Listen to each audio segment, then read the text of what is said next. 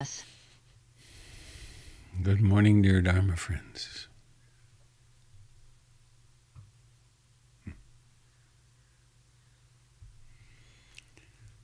One more little thing to do here, which is this.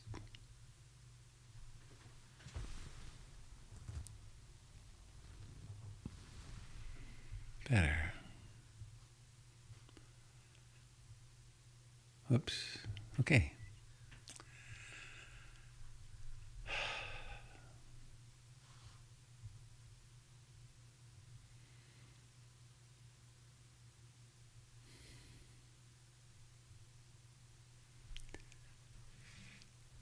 A poem in honor of the catastrophe in the Ukraine. David White.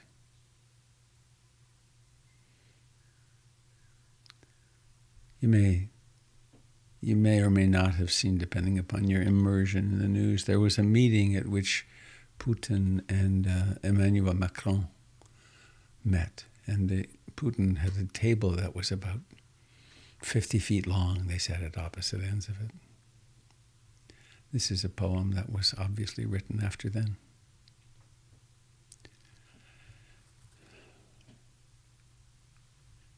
There's no table long enough. One man's unspoken inner edge of darkness, unconfronted and untransformed, sitting far away in his own fear, like someone looking through the wrong end of a child's telescope, like someone sitting at the end of an absurdly lengthened table, holds his intimate circle in fear of their death and torture, threatens their families, poisons their lives along with his enemies, sews everyone into the straitjacket of immobile fear, then carefully tailors a uniform of death for every single one of his bullied young men to wear. May we see then in this allegory, as we too, in this time, sit so far away, the simple way an individual life, no matter how imprisoned, transformed by generosity, saves so many lives in the future. May we take the time while we confront this fear now on the outside, with necessary and courageous physical action, to preempt any future evil by bringing every hidden urge into the light, by bringing our inner troubles into the conversation, where heads are allowed to lean close to one another at a table shortened to the point of mutual understanding.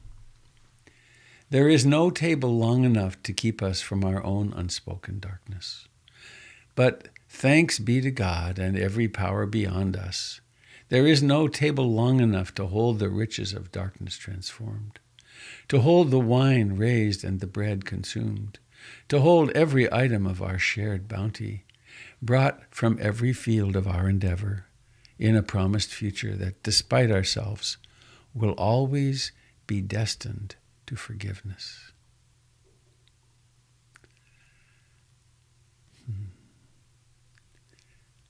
And as Robert Bly would say, it's such a moment. So now we know the bones of the poem. Let's hear the heart. One man's unspoken inner edge of darkness, unconfronted and untransformed, sitting far away in his own fear, like someone looking through the wrong end of a child's telescope, like someone sitting at the end of an absurdly lengthened table, holds his intimate circle in fear of death and torture, threatens their families, poisons their lives along with his enemies, sews everyone into the straitjacket of immobile fear, then carefully tailors a uniform of death for every single one of his bullied young men to wear. May we see then in this allegory, as we too in this time sit so far away, the simple way an individual life, no matter how imprisoned, transformed by generosity, saves so many lives in the future. May we take the time, while we confront this fear now, on the outside, with necessary and courageous physical action, to preempt any future evil by bringing every hidden edge into the light, by bringing our inner troubles into the conversation, where heads are allowed to lean close to one another at a table shortened to the point of mutual understanding. There is no table long enough to keep us from our own unspoken darkness. But thanks be to God and every power beyond us, there is no table long enough to hold the riches of darkness transformed, to hold the wine raised and the bread consumed, to hold every item of our shared bounty, brought from every field of our endeavor in a promised future, that despite ourselves will always be destined to forgiveness.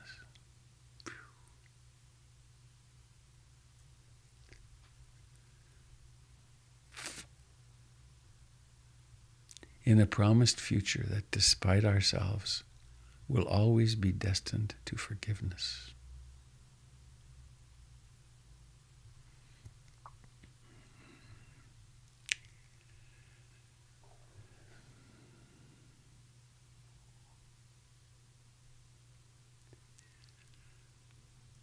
If we stop and sit,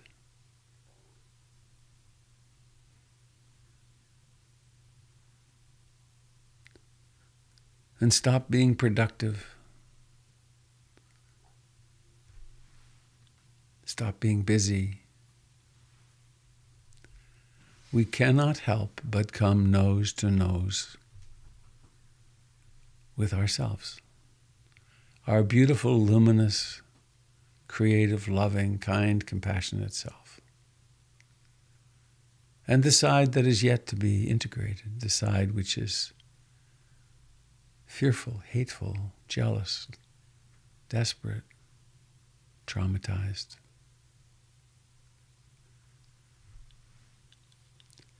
So what we do in coming together and sitting is a noble act. It is an act that saves countless lives in the future. It is an act that saves our children's lives. It's an act that is, in fact, the end of war, because we stop the war right here.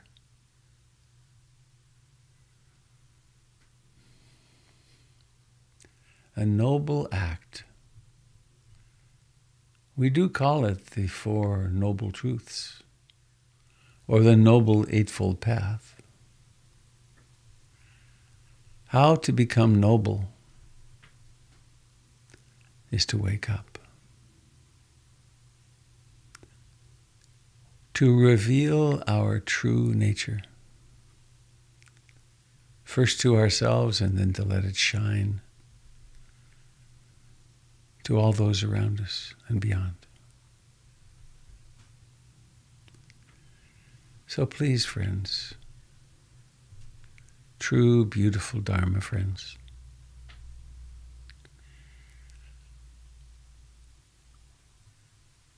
let's follow the ancient ritual, the ancient way that humans have been pursuing for thousands of years. Not just the Buddhists. Anyone who has taken up the mystic path. Anyone so fortunate.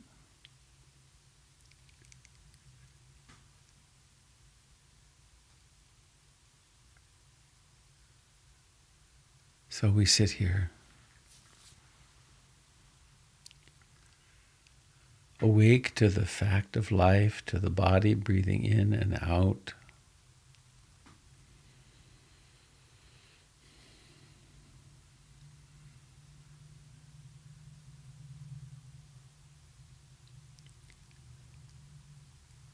And we could approach it, oh, it's humdrum, it's the body again, it's breathing again. Or we could have appropriate awe. It's still breathing. It breathed all night.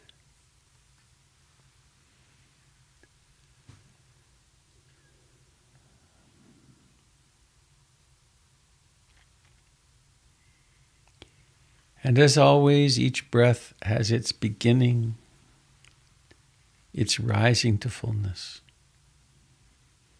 its decline.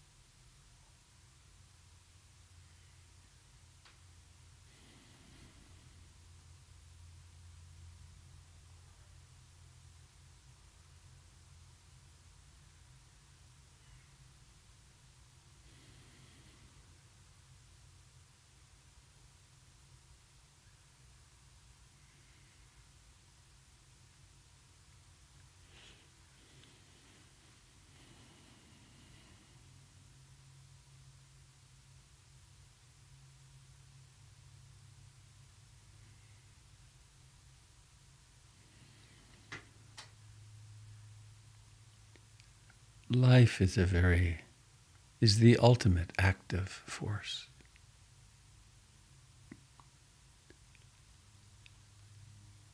And for a human, life includes thinking,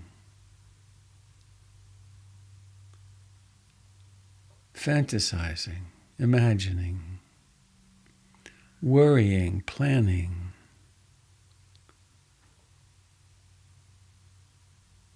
being spacious and quiet and open. All of it.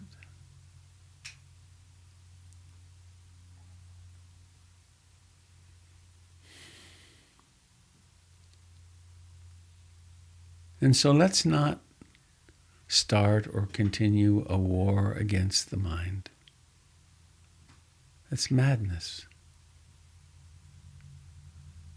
Let's instead recognize that awareness, heart-mind fullness, is vaster than anything that occurs in thinking or mind.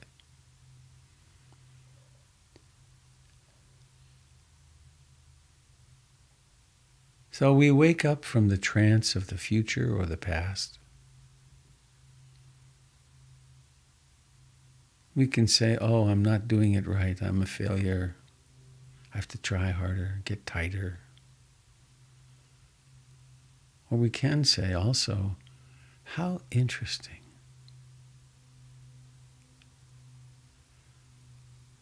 Look at how this mind obsesses or plans or is filled with wanting or not wanting. Look how it falls into doubt. Or look how much faith there is and sense of direction, clarity.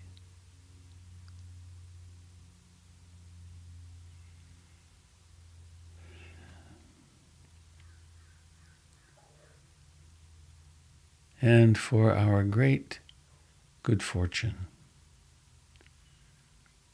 we have heard the notion, the suggestion, Come home to breathing. Come home to the aliveness of the entire body. Here, right here, now, in the present moment. And let us wake up, set ourselves free from all the trances, from all of the song of I, me, mine, into the simplicity of just being here and awake.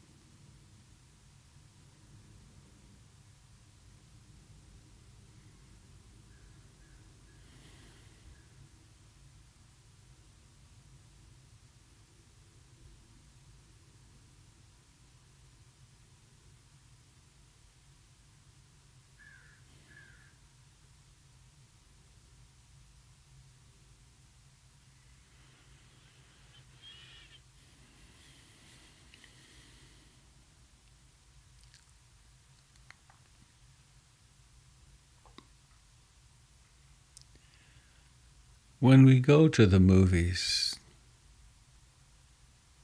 or watch something engrossing on television, we forget that it's a movie. We sort of delight in that experience.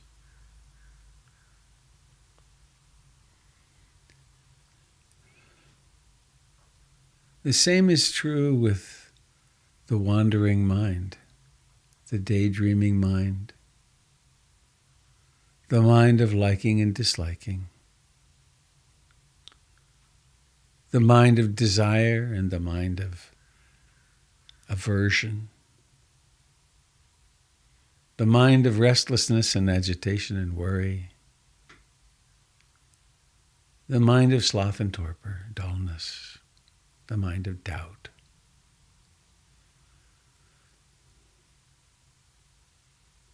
The mind swept up in emotion, mood,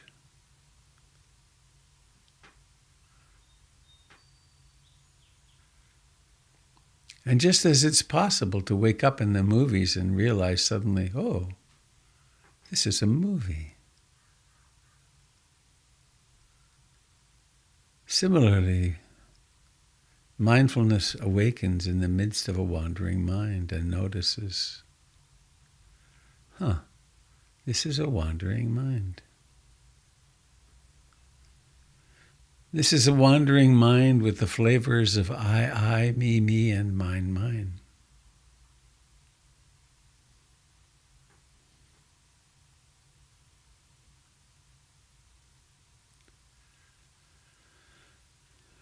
And so our deep intention is that of mindfulness.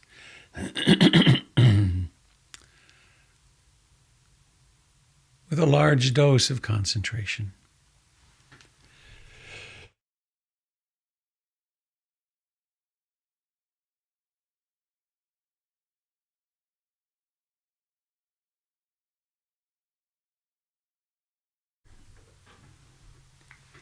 With curiosity, with equanimity.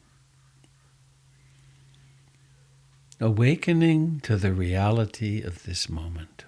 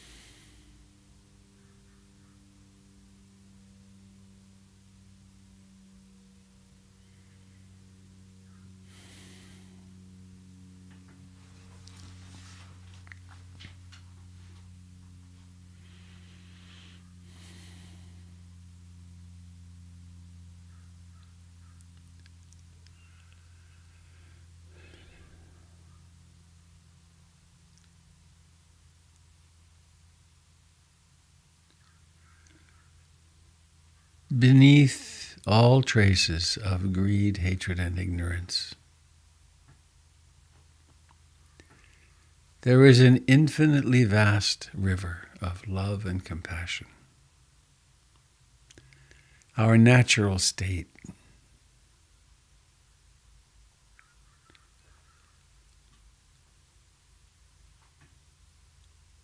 And so we remind ourselves of that every time we practice, every time we come home to the breath. Every time we encounter some shadow world that comes emerging out of us. Some hatred, some fear, some jealousy, some despair. I aspire to love and accept myself exactly as I am in this moment. Exactly as I am in this moment.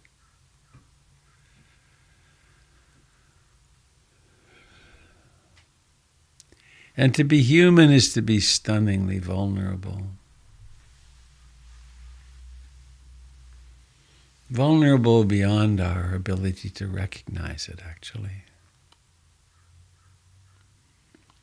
So whenever we discover ourselves hurting at all,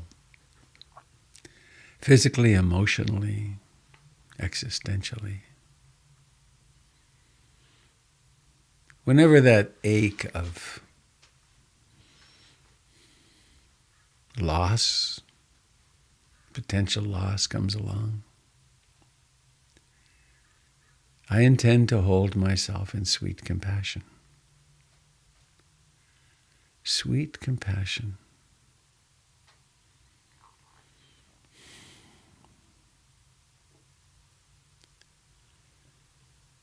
And so our sitting becomes a prayer for peace. It becomes peace itself.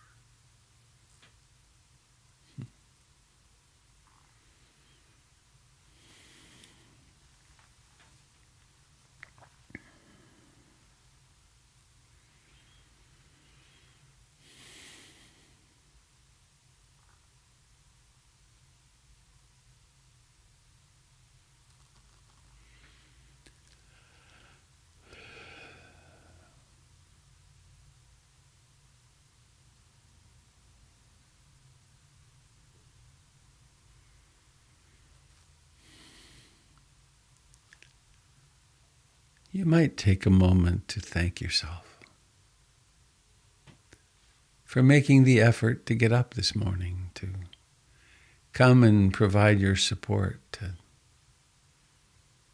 your friends here. Quite seriously thinking, thank you.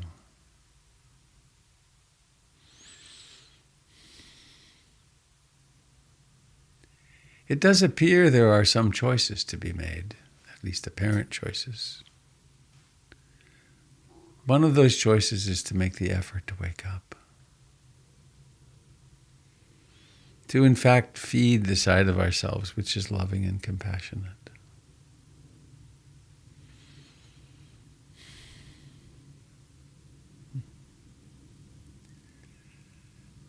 I invite you now to be aware of your body where it touches the chair.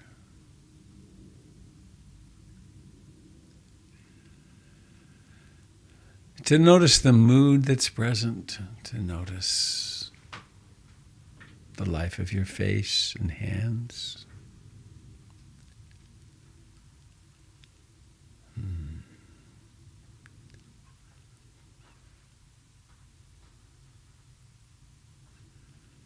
To maybe reflect on something you know you'll be doing today and imagine yourself doing it with tremendous love and kindness and compassion.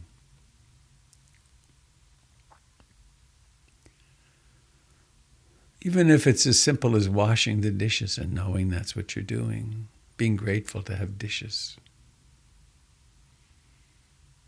hot water.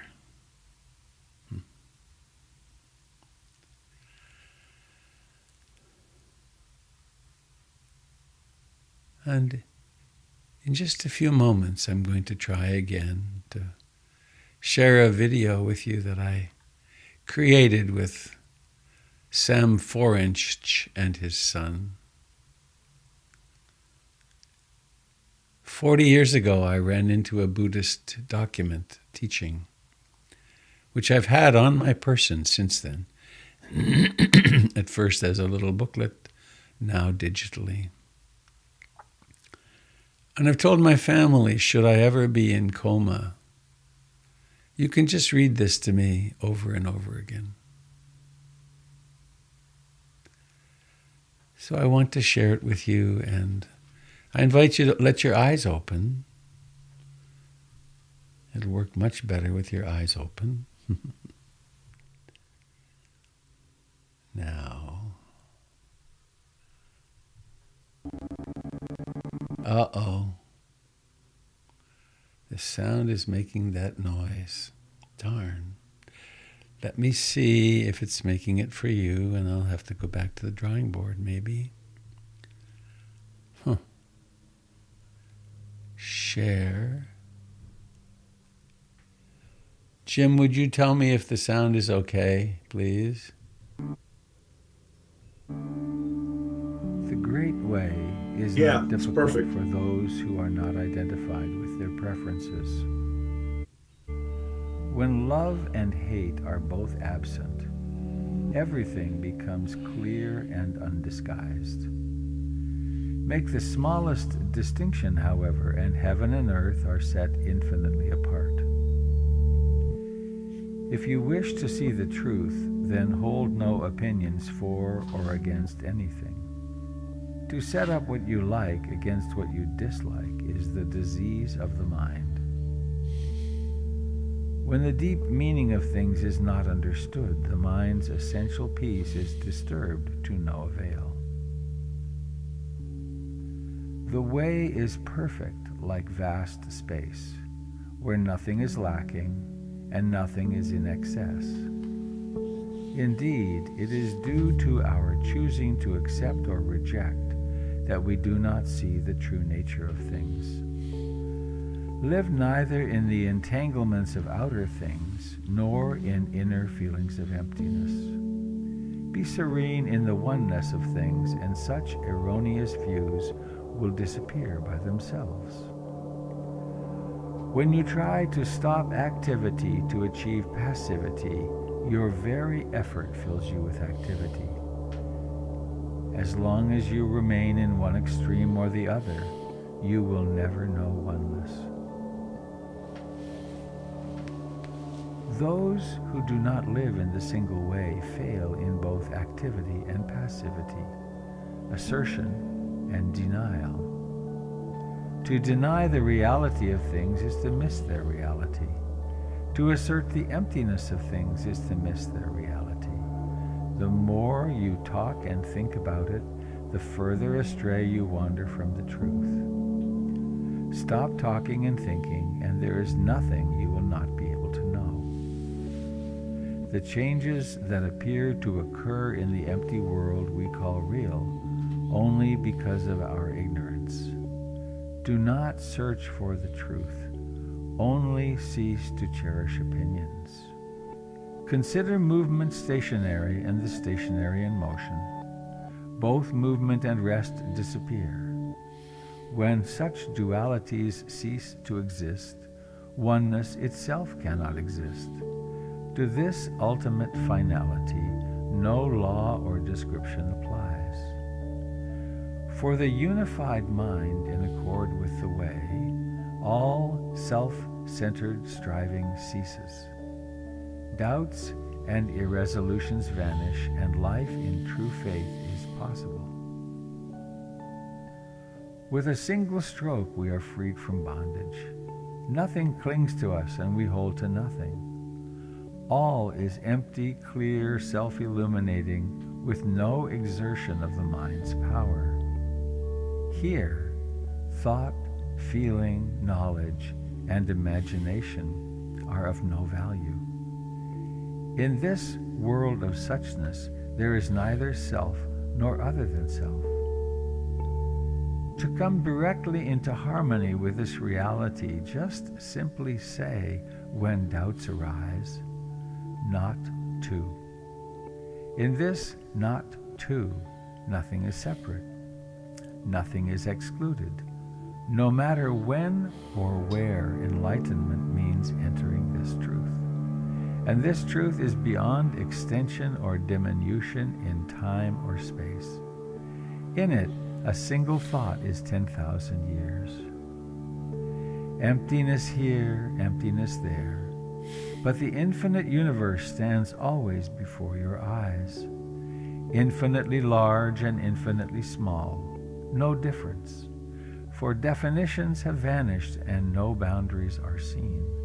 So too with being and non-being. Don't waste time in doubts and arguments that have nothing to do with this. One thing, all things move about and intermingle without distinction. To live in this realization is to be without anxiety about non-perfection. To live in this faith is the road to non-duality, because the non-dual is one with the trusting mind. Words. The way is beyond language, for in it there is no yesterday, no tomorrow, and no today.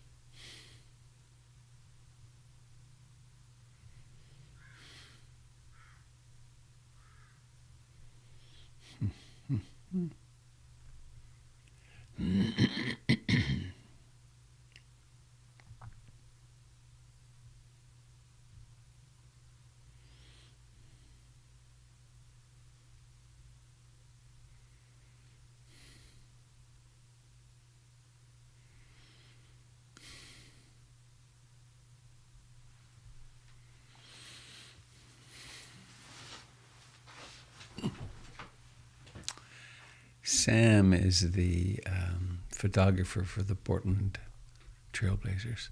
This video exists on my website, robertbeatty.com. You just scroll all the way to the bottom and it's there.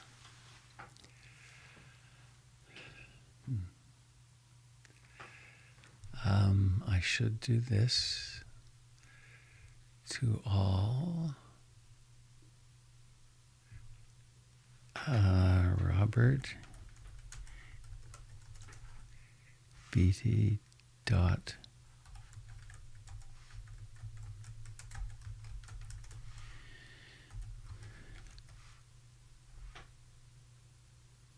okay. Funny, I can't help but make a space there. Okay, there we go. If you are interested in 5 days of meditation at a beautiful place, there's a retreat coming up actually at the beginning of May. Forget the dates on that. Hollyhock in Canada. There's one, and then there's also one rather locally at Brighton Bush Hot Springs on the 24th to the 29th of June. It's an amazing way to deepen your practice. You'll never be the same. It's not like, okay, I'm going to go away on a workshop and I'll learn some things. It's a way of going deep into yourself and transforming yourself so that you have more awareness in everything. There's the correct directions. Also, I wanted to mention that actually, Birch, would you like to just take a moment and speak about the Sunday nights? Sorry to put you on the spot, but Yeah, thank you. There's a lovely growing sense of a community finding itself. So it's Sunday, 6:30 to 8. I mean, we're under the multiple rainbow spectrum, if you're questioning. We've spent the first few weeks after meditating looking at community norms, looking at shared leadership. Kat and I have been hostessing and anchoring it. But there's people, we start with a brief check-in. There's often between 15 and 20 of us who just share what they're bringing into the meditation, which is really lovely just to hear people's voices and create that circle. And of course, like all of you, one of the pieces that emerged last Sunday was just thinking of all the people's lives, the queer and vulnerable people that's been in Ukraine and around Poland and all these regions that have been under attack for years. And now that everybody is under attack, it just feels right to be circling together for ourselves, for this self, but also for those people who might not be able to be doing it right now. And I really appreciate how you're bringing us into this moment, Robert. How these meditations that we're offering really do extend out to others. For those who cannot sit in Sangha, we do so for them as well. So that's how it's shaping up at the beginning of this journey together. So feel free to pop in and as we find our way together. Thanks. Thank you. Beautiful. Kendall Summers is teaching at the same time, actually, on Sunday night, 6:30. And I highly recommend that you take some time to be with Kendall, too. That's this Sunday. Well, anything you'd like to share?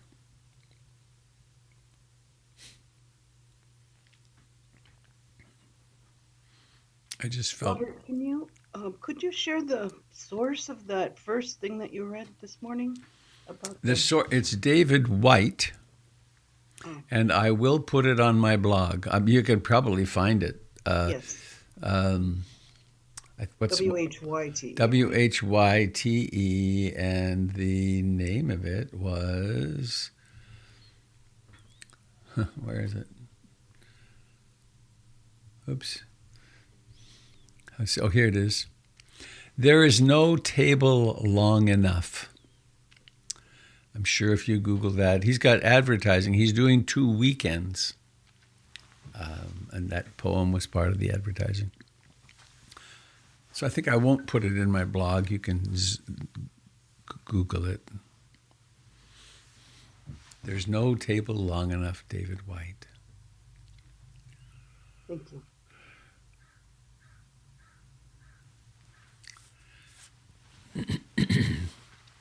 Morning, Robert Beatty.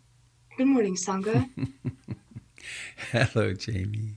I just wanted to say, as I was watching that video, that beautiful video, what came to me is like the sun tells us the hour, and the moon is telling us the day, and the stars are telling us the month, and we just live in the most beautiful clock. That's just like, that's what came to my mind as I was watching this. We live inside the most beautiful clock in the universe. Anyway, I just wanted to share that. It was wonderful. Thank you. Mm-hmm. Yeah, the clock of the universe. Beautiful, too. Sam was hired by the state of Oregon to create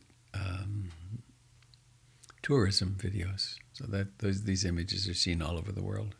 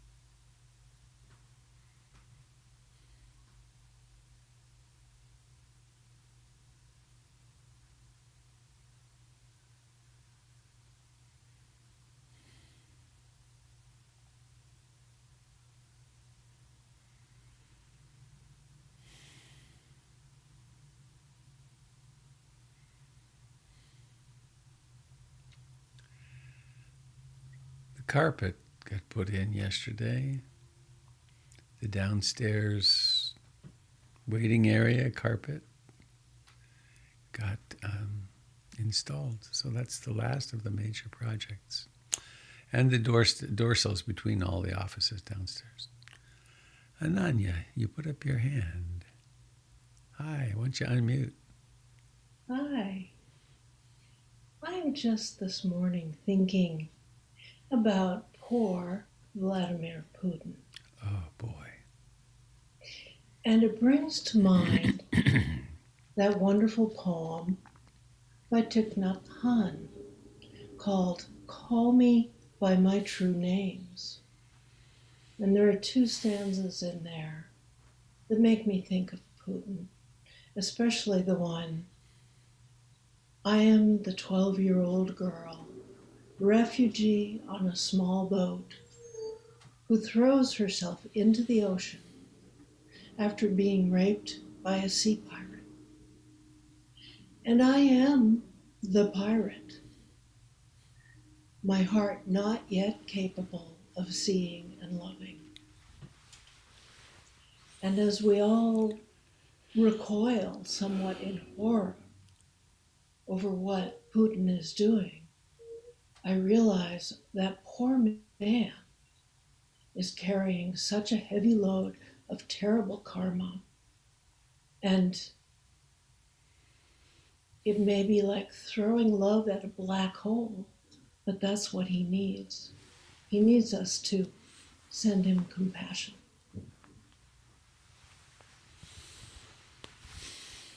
Yeah. Thank you for saying that so elegantly. Thank you.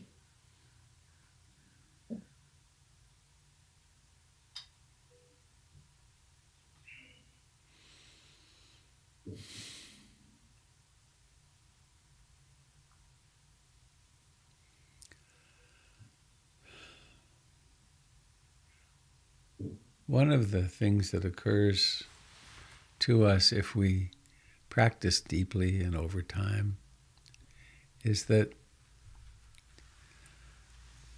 we discover that everything's in us. I was now many years ago, decades ago, practicing in India as a monk at the Mahabodhi temple, right there at the center of Buddhism. And I had a little stone house, concrete house.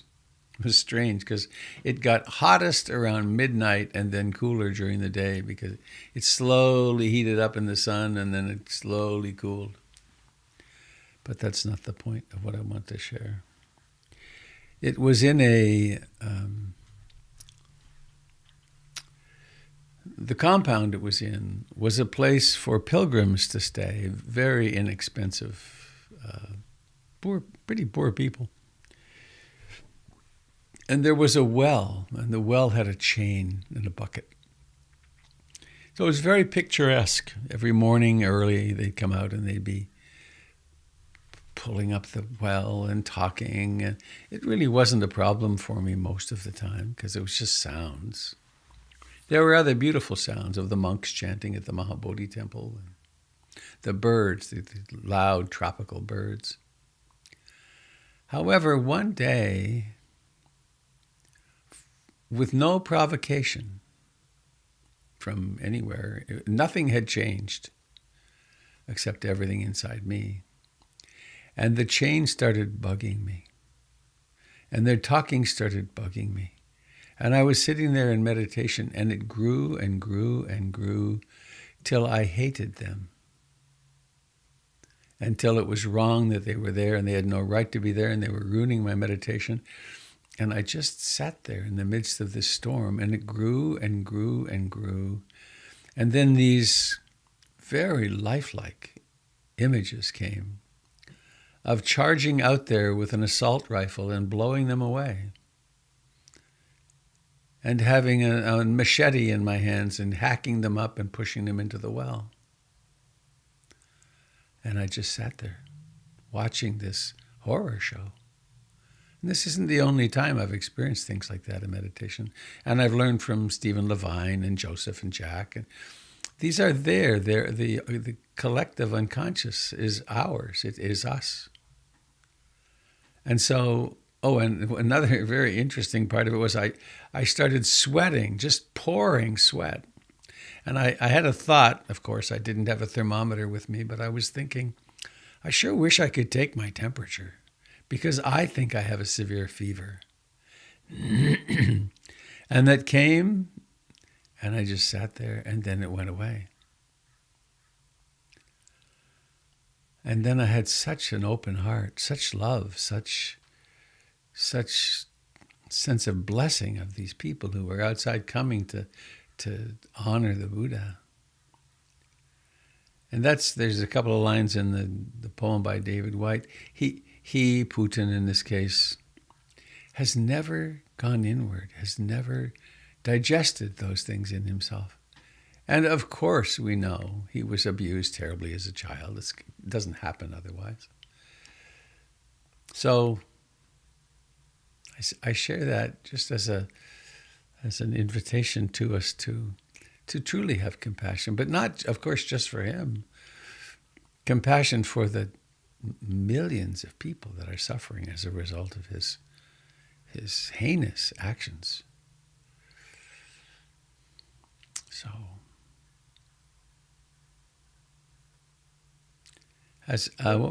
Robert, can I just quickly speak up? I'm sorry I keep popping in and out here. I'm happy to have you pop in and out. I'm just remembering, and I cannot think of her name, the young woman who was sitting with us and sort of wrote the letter that inspired the Sangha to begin to look at diversity and equity and yes, those issues. And do you remember her name? I will in a moment. Yes. And I'm just remembering, and I'm so glad that you mentioned right before I started to speak, the millions who were oppressed, because one of her concerns with the Sangha was that we were expressing empathy with oppressors. And indeed, I am on that same path, and I believe that people are damaged and we need to understand their damage. But her concern was that there wasn't enough speaking to the oppressed, and that people who are systematically oppressed really struggle with this idea of, empathy for oppressors. So I just want to speak up on that, that yes, I really am in total agreement that Putin obviously is very disturbed, but that we also place in the forefront the people that are suffering because of it. Yeah, right now. And there was so much misunderstanding in those moments with that whole explosion that occurred. And when I learned to practice having compassion for the oppressor, it was from a Tempest was her name, yeah. It was it's a traditional Buddhist practice. Now, why would we do that? And when I learned it was at the time of Ronald Reagan and Caspar Weinberger. And I hated them. Caspar Weinberger would have used nuclear weapons. He was a Secretary of Defense under Reagan. And I realized that this was a problem, that I hated them. And so I had a little meditation spot then in my home, special spot, nothing like this, which is great. But I had on my left-hand wall, I had pictures of my beloveds. I'm having a memory of my little daughter, sitting in my lap. I almost lost an eye one day. She was whirling an incense stick, blessing everyone, and she went bonk and hit me right in the corner of my eye. I was close. Anyway, so I would get very spacious in my meditation. I had a beautiful picture of Ruth Denison there, and I'd get very spacious. And then I would turn my head to 2 8 by 10 inch photographs on this wall, one of Ronald Reagan and one of Caspar Weinberger. And I would notice my heart go, ugh, I hate them. Now that's a problem. And as Achan Samedo put it so beautifully, loving someone doesn't mean you don't call the police. Having compassion for someone doesn't mean you don't say I will never pick up the phone for you again, or you're going to jail. Doesn't mean that. What it does mean is that I open in keeping sort of with that whole video that I tried to memorize this Trust in the Heart Sutra one time. I couldn't, because it says the same thing over and over and over and over. And the same thing is, it's one. We're one. You and the oppressor, you and the oppressed, you and the victims, we're all one. And it doesn't mean we don't hold oppressors responsible, and it doesn't mean we don't go to great lengths to take care of and help and support the refugees and the children and the victims of rape and racial violence. And it's a transcendent position that we're cultivating, which interestingly, in my experience, makes it much more possible for me to be effective in my interactions with people. I guess I have one more thing I want to say. There was for a long time in our community a participant, a woman, who I haven't seen in a couple of years, but she was close friends with Hillary Clinton, and she worked in Washington a lot on women's issues, and she went toe-to-toe with she went toe-to-toe with the dark side on women's issues. And over the course of 2 years, as she saw me frequently, we worked individually together, she found that the most powerful thing that she did, she was very well versed. She had all the, she had all the intellectual stuff and the personal power stuff. What she didn't have was the capacity to enter a meeting with one of these men and not be constricted and angry, but that she learned how to see this person as a tragic figure that she could then interact with and be much more effective. Because she could still have her iron hand and like, no, we're not going to do this. But she saw him as a tragic figure. So it isn't about getting soft and not taking action. It's really about becoming wise and knowing what being able to see what acupuncture point to hit. So this isn't a lying down and letting darkness run over us. Quite the opposite. And the clearer we get, I hope it doesn't ever come to it, but the clearer we get, it is possible that our clarity could demand us to put our life on the line.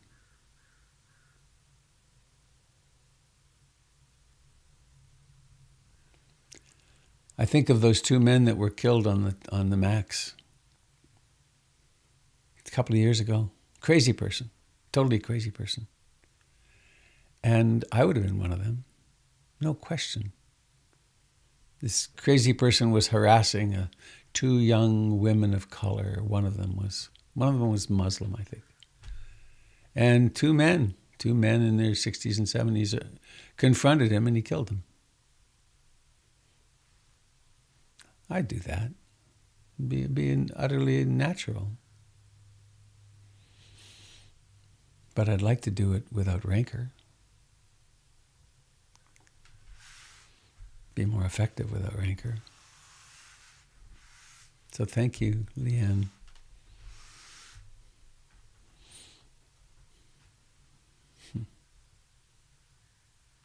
And thank you, Ananya,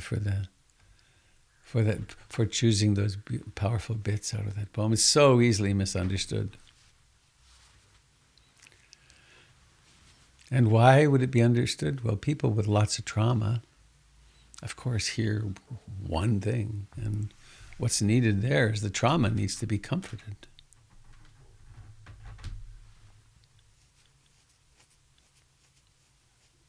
Good morning, Robert. Good morning, Sangha. It's David. David, hello. Hi.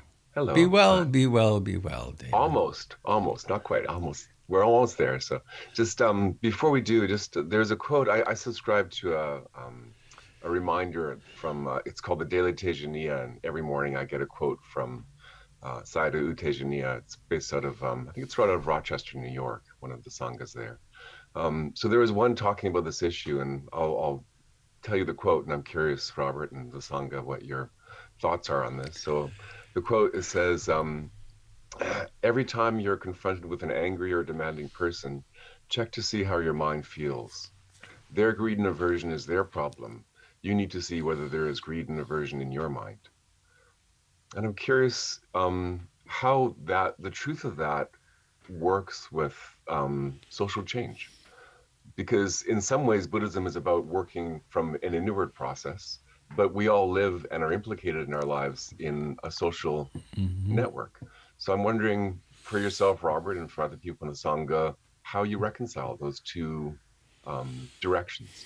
So, and thank you very much. It's been a very helpful morning.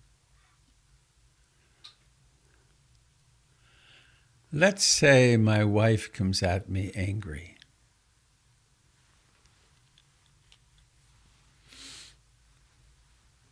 And it hits that hurt little place in me, and I get angry. And I let her have it back. And I've done this, of course, in my life. We're lost. But what if, thanks to Marshall Rosenberg, what if she's angry? And I'm not meaning this specifically about Jennifer. It's just that, what if this person comes at us and they're angry, and I can feel, oh, this is frightening. And look at this impulse to go to angry. And I can say, wow, that hurt. Can I help you in some way? Or let's say it's a more dangerous attack. Ow, that hurt. I think I'm going to take this person out right now. There was a time at PIMC very soon after we opened that the heat was out. The furnaces died in the Dharma hall. And I was sitting in the living room facing the length of the living room, and the door from the Dharma hall was over to my right. And it was quite close to the end of the time. And all of a sudden there was this loud voice. And this guy was yelling, "This is the voice of the devil. You're the devil." And it was pretty scary. And I tried to calm him down, to talk him down out of this. And then he suddenly came zipping into the room and was right in front of me, close. And I was sitting on the floor. And the people of the room started moving forward. And I was staying very calm, and I was really calm, and I thought, I can sit here and try to talk him down, but this is probably not the right place to be. And so I leaned to the right a little bit, and then I sprang to my feet. I was 25 years younger. Sprang to my feet and was ready to do battle with him. And he said, and I took out my phone. He said, "You're going to call the police?" And I got to say, "They already have. It's time for you to go." It was good to stay calm in that. And I wasn't really particularly thinking about his well-being. I was thinking of my survival and the rest of the people in the room. But in such times when we're provoked, it so much serves us to be able to go calm. And then, had there been the opportunity, I would have sat down with him and talked to him and gotten him some food. And can we comfort this poor sick person? He ran out through the Dharma hall and then bicycled away. And we didn't have the cameras yet, so we didn't have pictures of him. And so I don't know how all that relates, but I guess let me say this one other thing from the Buddha. Hatred is never appeased through hatred. Only through love is hatred appeased. And sometimes a very loving thing to do to a person, since we don't know how to help them, is to lock them up. Right? There are people in our prisons who are so damaged in the first year of their lives, they have no empathy.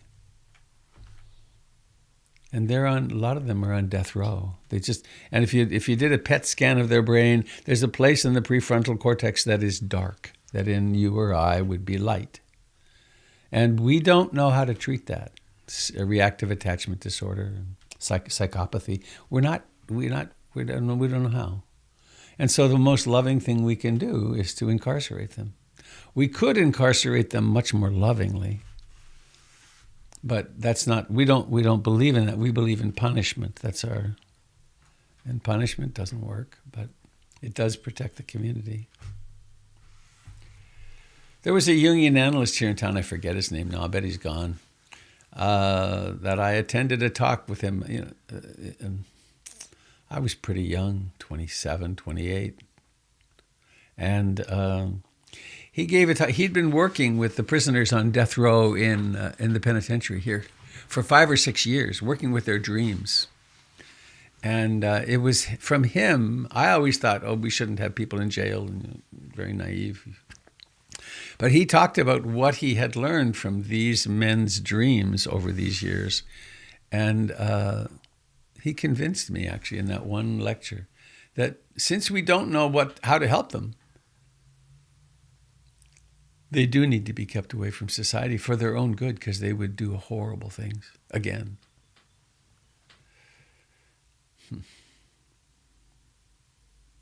Well, talking a lot here. Self-conscious. That was helpful. Thank you, Robert. Thank you very much. Mm-hmm. Robert and Sangha. Rebecca, hi. Good morning. I was reading in one of my news feeds this morning about how yesterday Putin had called Macron, who was on the other end of that table, and that they spoke for an hour and a half. Whoa. That's a long time. Yeah. And Putin had indicated in their conversation that he's prepared to go all the way to take control of Ukraine. But when I hear something like that, I just think, maybe there's some chance that, Putin could be persuaded at some time to take his knee off of Ukraine's neck, that if he can engage in that much conversation with someone that he's established some inkling of rapport with, I don't know. I just like having those little seeds of maybe, I don't know, that this could not have such a tragic course, but I was impressed by that timeline. Yeah.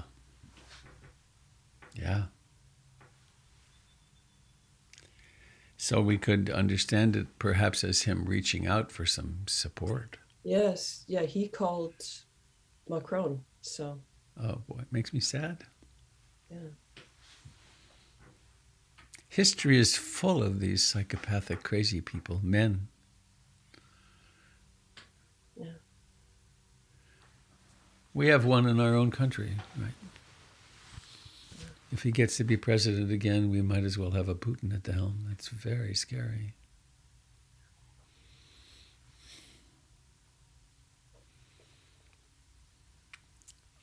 But let's not be them ourselves. Let us become willing to face into our own shadow material. And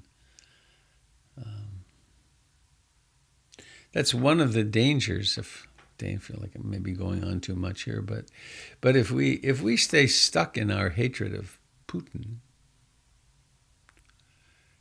and we don't pause and notice, I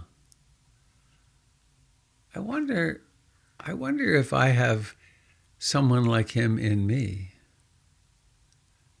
I wonder what I would do in circumstances. Then we don't cook the seeds. Then we don't bring the seeds to consciousness of our own psychopathy, of our own uncaringness. So we can. It's amazing how much happens if we just stop and sit regularly.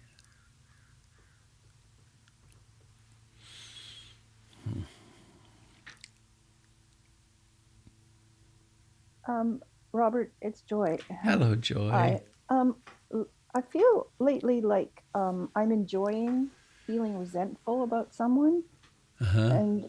and to me that's the issue: is how do you want to be a good person when emotions like resentment Mhm. are kind of appealing in a weird way. Just if you sit with them, you'll notice how painful they are. And you'll want to not have them. Resentment feels good for a while. But then it's a contraction. It isolates the heart. Hatred feels crappy. Resentment feels crappy. At first, it feels like, oh boy, good. I'm gonna get my revenge. But if you sit with it long, it doesn't feel good. And then you start noticing. You become motivated to notice. This is a feeling. These are emotions, and they're not me. I can relinquish them. But we do need to feel them to their base, to their fullness.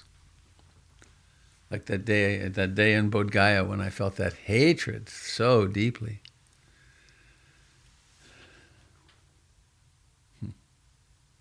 And it's important also to not judge oneself for having such feelings. They're normal. They're part of us.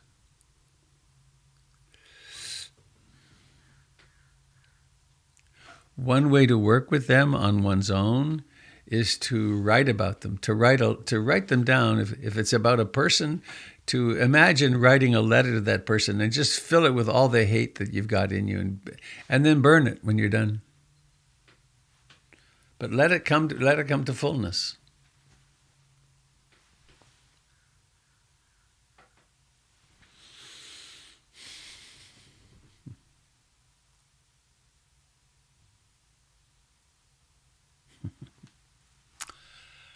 Well, I need to go pretty soon. Anybody sitting with anything? Well, I guess I want to say this. I always remember to say this at the end of the retreats, and just now, after speaking so much just now and so strongly, and the thing that I like to say and is important to say is, if I have said or done something that has been hurtful or offensive to you, if you can just let it go, great. But if it would be helpful to you and maybe to me to let me know, then write me. Robert@robertbeatty.com. And I say this, it's really in a certain way self-serving, because I have a shadow. I can be really unconscious. Parts of me are very unconscious. And so I could have said or done something that was offensive, hurtful. Please let me know, and I will do my best to not do that again.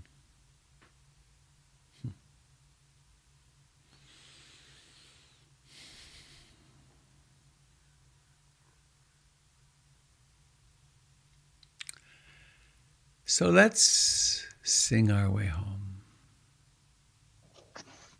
You ready? May all beings